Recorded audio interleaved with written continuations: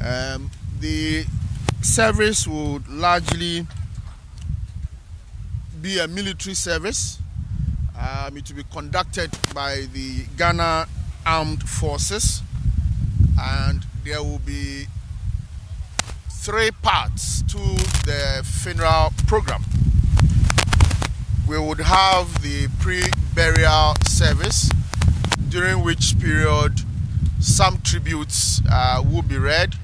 We would have Quran recitations during that period, and the second part would be the main funeral and burial service. The pre-burial will start from 7:30 a.m. and would continue to 9 a.m. We expect Her Excellency the Vice President to arrive at the funeral grounds at 8:50 a.m. in the morning, and that will be followed by His Excellency the President at 9 a.m. where the state service will then begin. The service is programmed to last for approximately 3 hours, during which period we would take the biographies of the departed 8 colleagues, parents, siblings, and colleagues.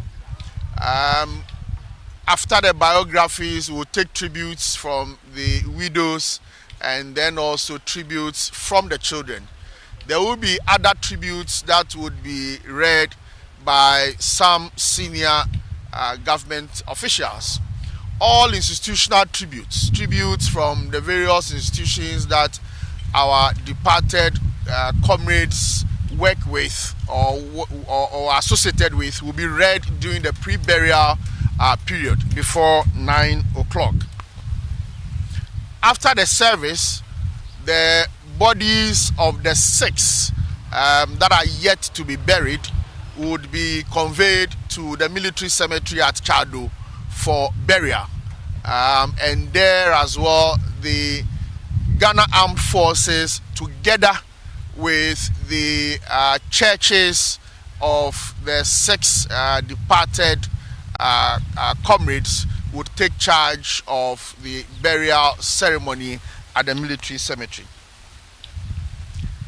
Because of the rather large number of people that will be expected tomorrow, a number of measures have been taken to ensure that we have a very solemn ceremony.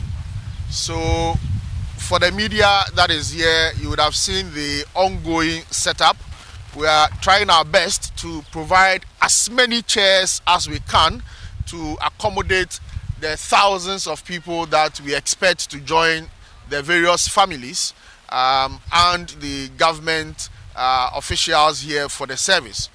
We are going to label the various canopies appropriately to accommodate those who will be coming. We entreat the public who would want to join us for the service to arrive early and collaborate with the protocol and security officials on ground to assist them to sit. We do not expect people to be crisscrossing the inner perimeter before and during the service. The inner perimeter is going to be locked out to mourners, and the mourners are expected to remain under the canopies for the service. When you come in later today or early tomorrow morning, you would notice the labelings that will be on the various canopies indicating where people are supposed to sit. There will be heavy security deployment, obviously not because the president and the vice president are here, but also for the safety of all mourners that are going to be here. We therefore entreat the mourning public to collaborate with the security officers as it relates to their walking in, their parking, and others.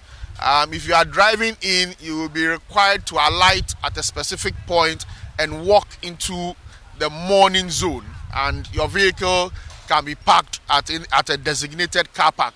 If you are driving yourself, then you'd have to go and park and come and walk into the service area. For the cemetery, arrangements have been made to provide buses to convey the families that would be heading to the military cemetery.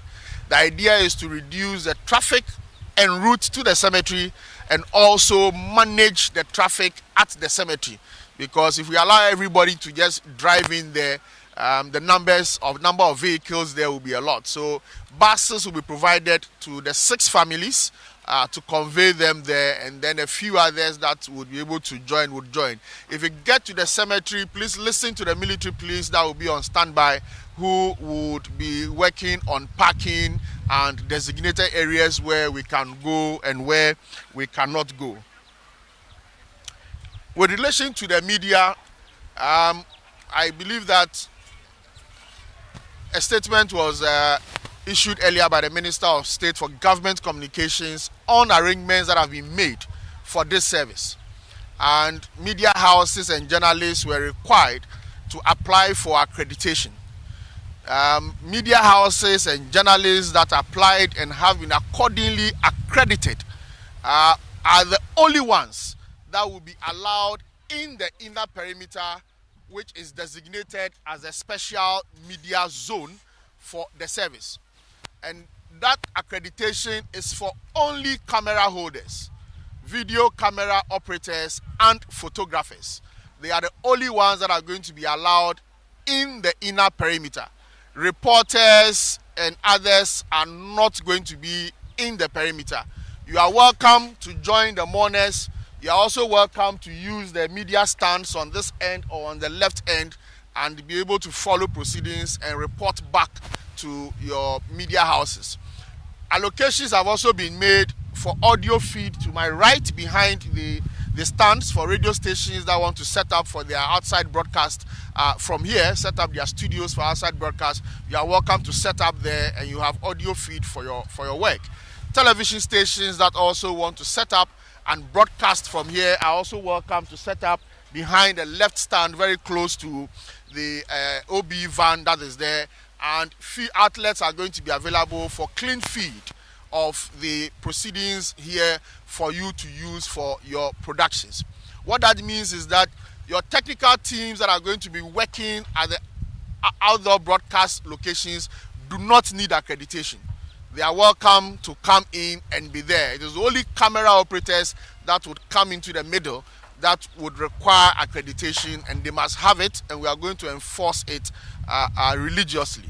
The live feed for this program is being centralized, as we've done in the past, so you can get the live feed from the van, and you can go live from there, or you can also choose to just pick the clean feed from the outdoor broadcast channel on the DTH decoder and reach out to your viewers at home or in their offices.